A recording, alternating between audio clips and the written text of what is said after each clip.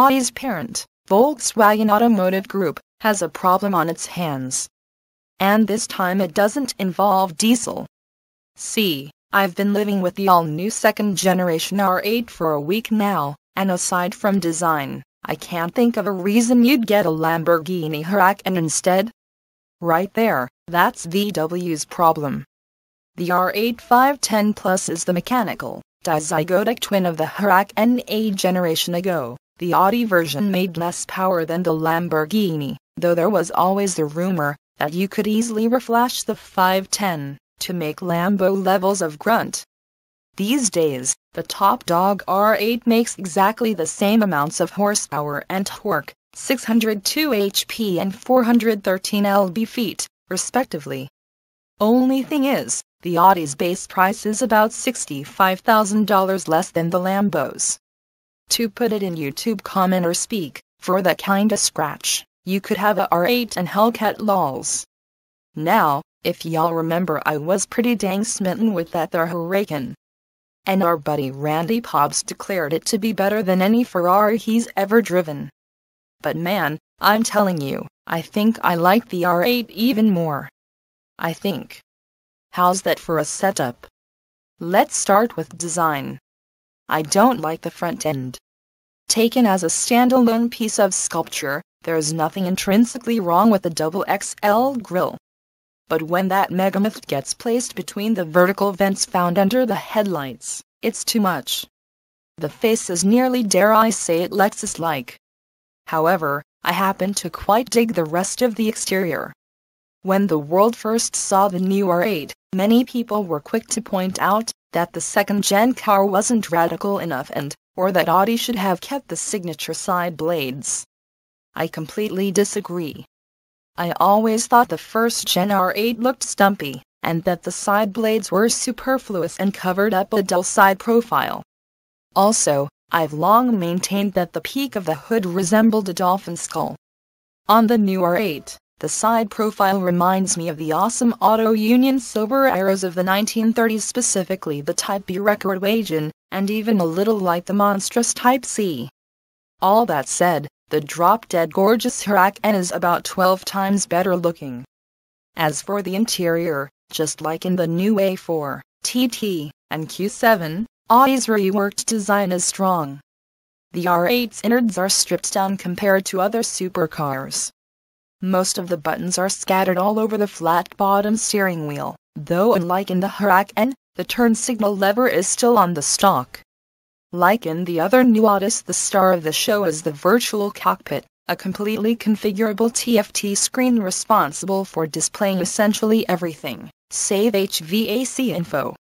You quickly realize that your left thumb controls 95% of the car's functionality, though the big MMI wheel is a redundant control. At first this seems daunting, but after 5 minutes you'll have the controls figured out. Only took me 10. The small, black glass-backed HVAC controls are simple yet elegant, like the rest of the interior. Some stats you oughta know. First off, the R8 is bigger than the Huracan, but not by much. The Lambo's wheelbase is 103.1 inches, whereas the R8's is 104.3. Length is similarly off by about an inch, though the R8 is actually shorter overall, 174.3 versus 175.6. The Audi is wider, 76.4 inches versus 75.7, though a bit taller, 48.8 versus 45.9. The functional difference in size is that the Audi has room for a set of golf clubs behind the seat and offers much more headroom. As for weight, it's complicated. The Huracan we tested was a Euro spec model that weighed 3,419 pounds. This here orangish R8 is also a Euro spec model, and it clocks in at 3,653. However, and here's the complication, our long-term 30-day Huracan was a US spec car, and weighed 3,614 pounds.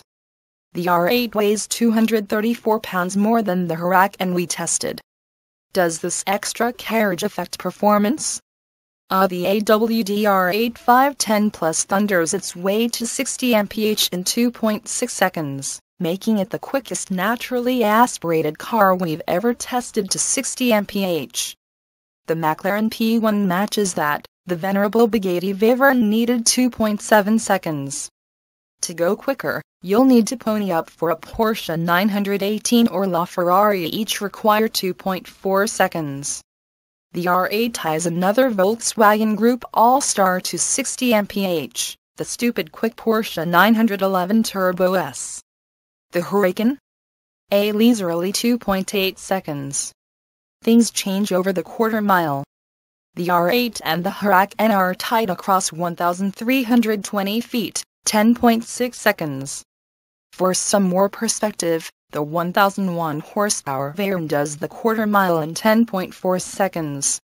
However, the lighter Lamborghini is traveling at a higher speed at the end of the quarter, 132.8 mph versus 129.8 mph for the Audi.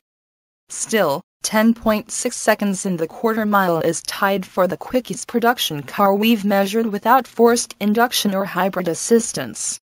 Handling? Glad you asked. Remember how I said this is a European spec car? Well, turns out that Audi Magnetic Ride the magnetohydrological fluid-filled dampers from Delphi, just like on the Ferrari 488 GTB Camaro SS, are not an option for the United States 510 Plus. This is insane, because unlike the last 510 Plus, the new one doesn't ride like a dump truck on a washboard. I found myself wondering if the ride was in fact better than a McLaren 650. Also, look at the numbers. Max lateral acceleration is 1.01 g, and this 510 Plus's figure 8 time is a way low 23.2 seconds. The lighter Huracan pulls a max lot load of 1.02 g and sprints around the figure 8 more quickly, in 23.0 seconds. Same figure 8 time for the Turbo S, though the Porsche's max lot is 1.04 g. However, our handling guru Kim Reynolds told me that because the R8 was so quick, it was hurting itself. He had to get on the brakes much earlier than ideal in order to make the corner. Good thing the brakes are humongous, optional carbon ceramic Brembo 6-piston up front, 4-piston rear that are not only fade-averse, but also haul the R8 to a stop from 60 mph in 103 feet. Huracan 104 feet. But what is it like to drive? Addicting.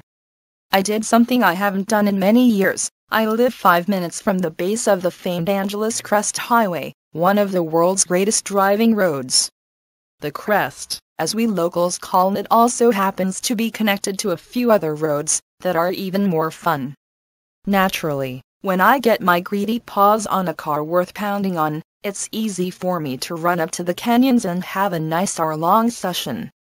Pound the snot out of some car, and make it home for breakfast. But once is typically enough. You can guess where this is going.